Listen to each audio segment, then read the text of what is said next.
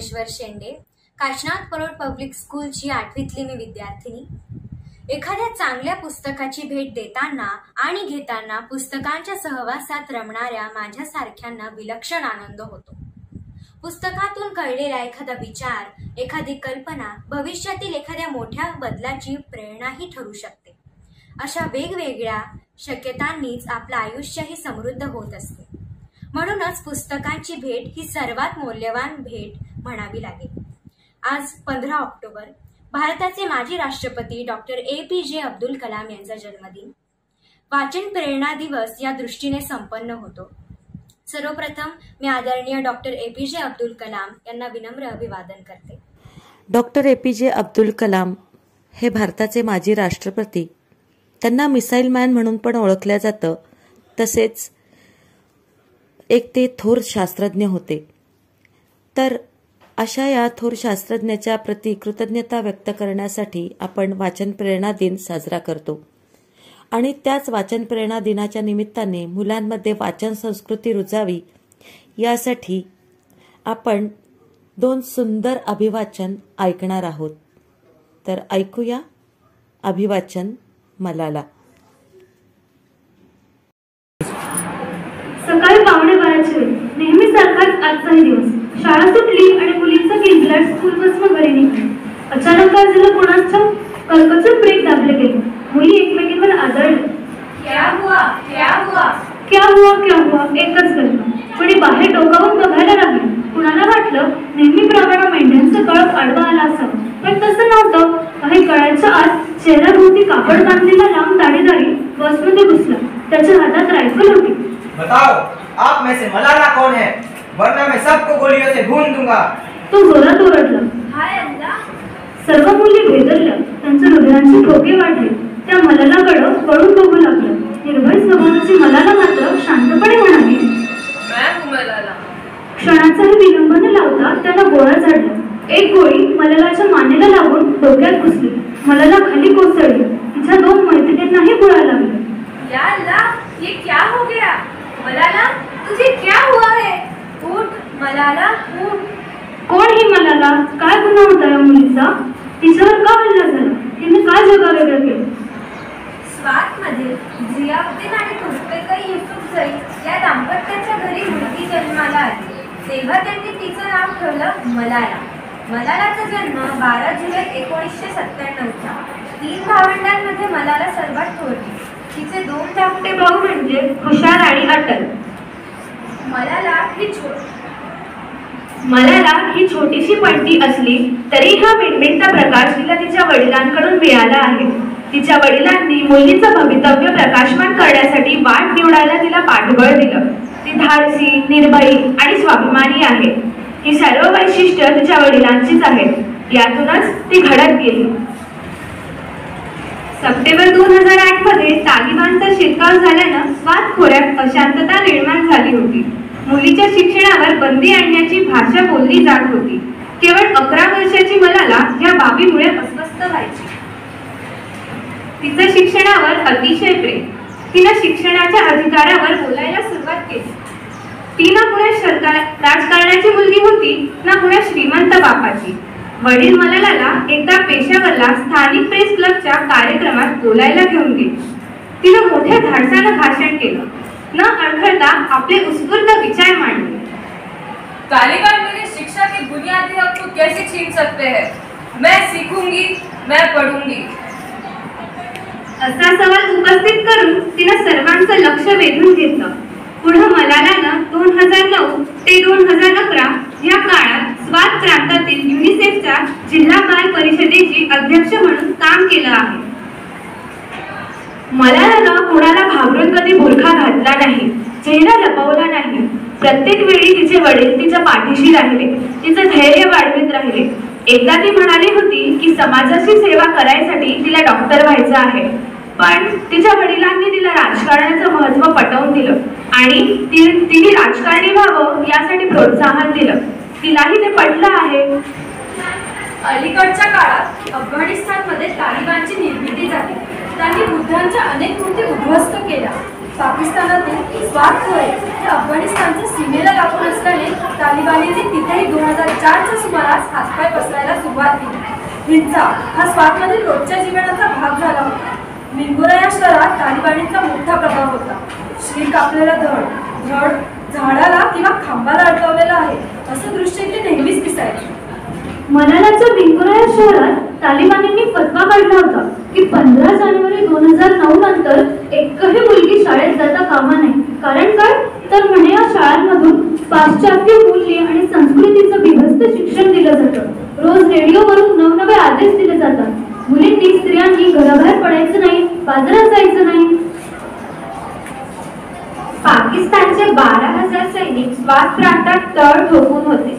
सर्वत्र रणगाडे आणि तोफा असायच्या.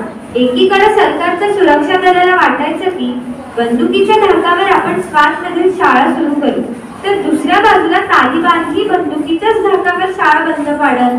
अशा वातावरणात कसं शिकवावं, कसं शिकावं? स्वातमधील तालिबानचा नेता मुल्ला फजलुल्लाह हा विजेत्याच्या आविर्भावात FM रेडिओवरून निर्लज्जपणे सांगायचा, आज हमने 1000 लोगों का सर कलम किया. और अगला कौन है? असं भयानक वातावरण असताना लोकशाही आदर्शांवर, लोकशाही मूल्यांवर विश्वास असणारी मलाला गप्प बसली नाही. ठामपणे बोलत राहिली.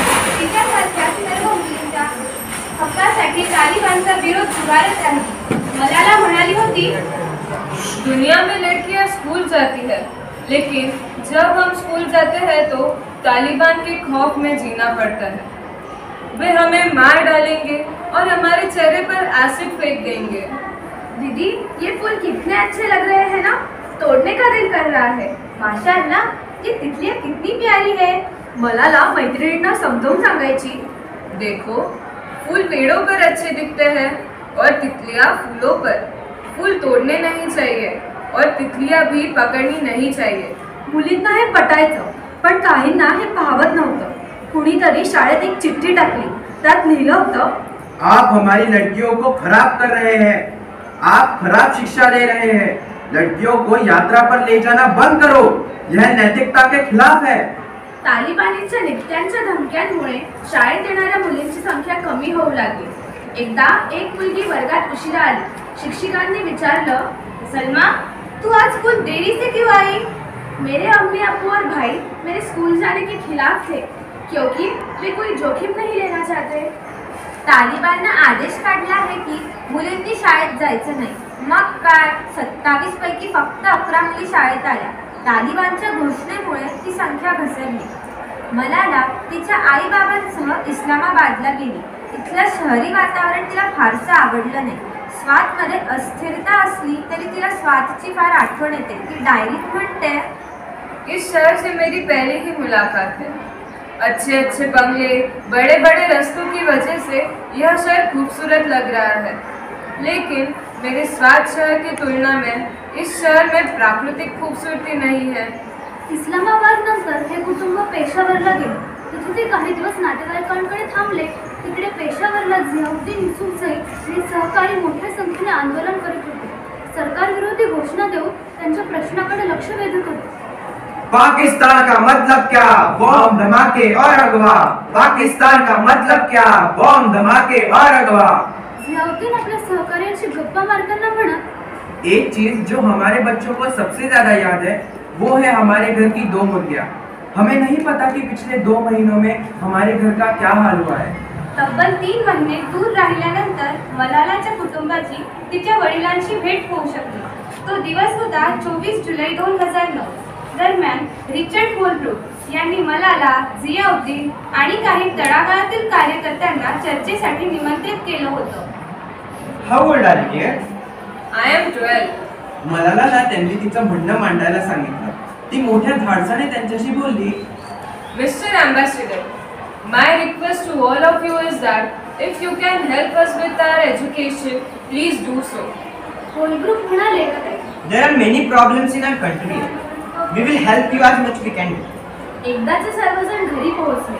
दोन्ही मुलं आणि मलाला आधी घराच्या मागच्या बाजूला धावत गेले. जीवापाड प्रेम असलेल्या त्यांच्या कोंबड्या कशा आहेत हे त्यांना बघायचं होतं, पण समोरचं दृश्य पाहून ते स्तब्धच झाले. वडील दुरूनच हाक मारत विचारत होते, मलाला बेटी है क्या वो वहाँ?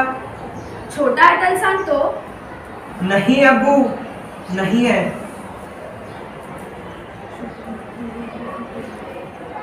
तिथं कोंबड्या अन्न पाण्याविना मरून पडल्या होत्या. पिस हाडं विखुरलेली होती. मलाला जड अंतःकरणाने म्हणाली, नहीं अब्बू, दोनों मर गए. हे सगळं पाहून तिला फार दुःख झालं. भावना आवरताच आल्या नाही. ती एका कोपऱ्यात जाऊन बसली. काही वेळाने तिने स्वतःला सावरलं. अखेर ऑगस्टमध्ये मलालाची शाळा पुन्हा सुरू झाली. तिचा आनंद गगनात मावेनासा झाला.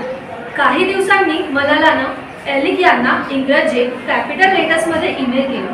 ती म्हणते, I want an access to the world of knowledge. मलालाची ख्याती वाढतच होती. अनेक टीव्ही वाहिन्यांनी मलालाच्या मुलाखती घेतल्या. मलाला, शिक्षा के लिए आवाज उठाकर आप अपनी जान जोखिम में क्यों डाल रही हैं? मुझे लगता है कि मेरे लोगों को इसकी जरूरत है.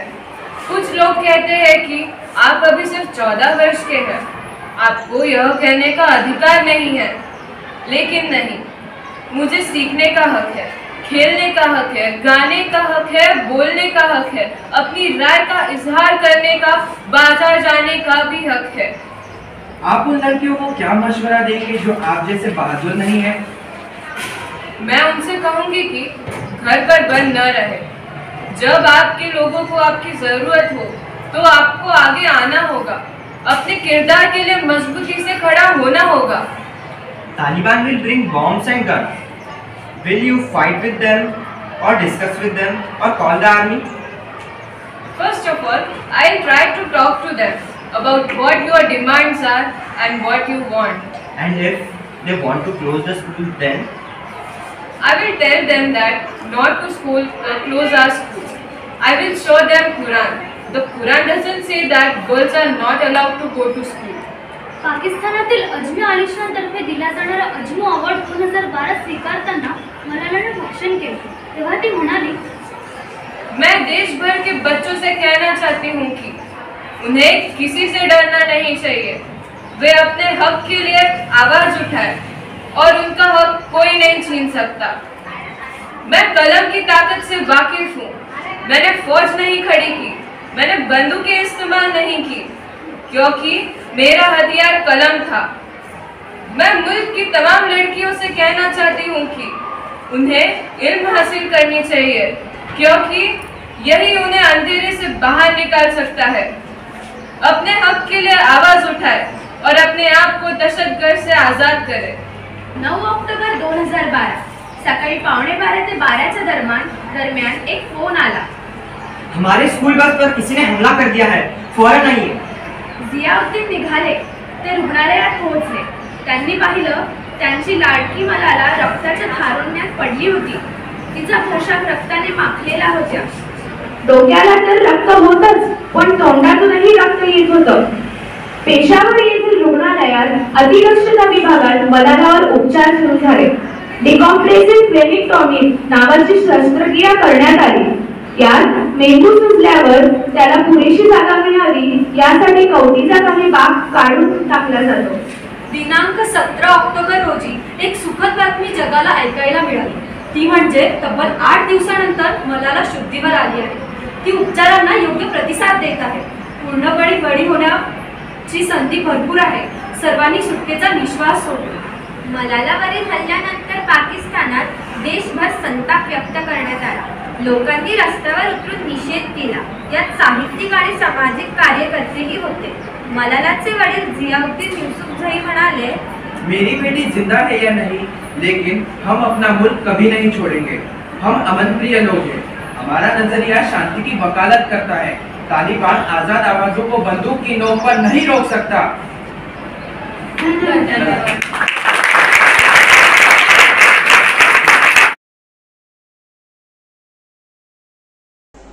A book has a power to change a life. Reading one good book is equivalent to taking one master degree.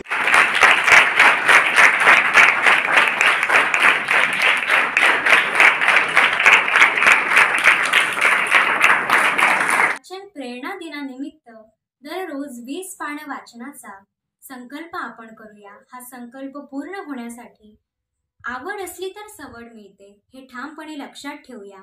जे जे आवडतं ते इतरांना शेअर करावंसं वाटतं ते डायरीत नोंदवून ठेवण्याची सवय लावूया. मला खात्री आहे पुढच्या वाचन दिनापर्यंत आपल्या सर्वांची अनेक पुस्तकं नक्कीच वाचली जातील. सर्वांना वाचनासाठी हार्दिक शुभेच्छा. धन्यवाद.